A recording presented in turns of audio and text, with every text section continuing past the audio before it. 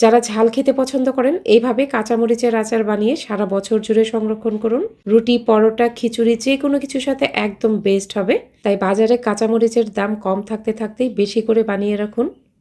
আচার বানানোর জন্য আমি এখানে কাঁচামরিচ নিয়েছি 250 গ্রামের মতো। একটু বড় সাইজের ফ্রেশ কাঁচামরিচ নিয়েছি এখানে। আর কাঁচামরিচগুলো ধুয়ে তারপর এর গায়ের পানিটা কিন্তু ভালোভাবে শুকিয়ে নিতে হবে। খেয়াল রাখবেন মরিচের গায়ে যেন কোনো পানি না থাকে। এখন একটা নাইফের সাহায্যে প্রত্যেকটা মরিচ এরকম 2 ফালি করে কেটে নিব। তো প্রত্যেকটা মরিচ কিন্তু আমি একইভাবে কেটে নিয়েছি। এখন আচারের জন্য একটা মশলা বানাবো।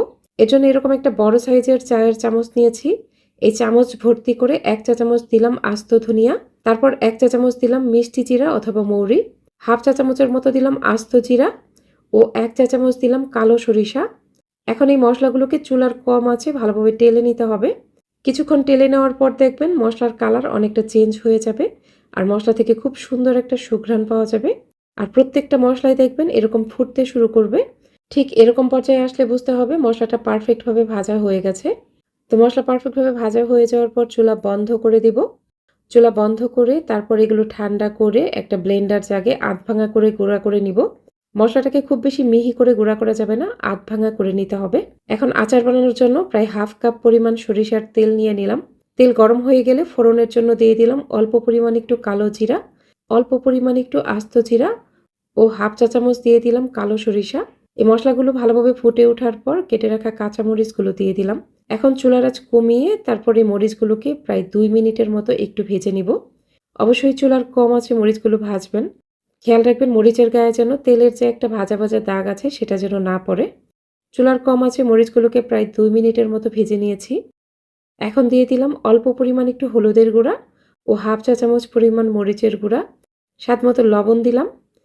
এই মশলাগুলো দিয়ে আবারও চুলার আঁচ কমিয়ে এগুলো প্রায় 1 মিনিটের মতো ভাজবো। এগুলো ঠিক 1 মিনিটের মতো ভেজে নিয়েছি।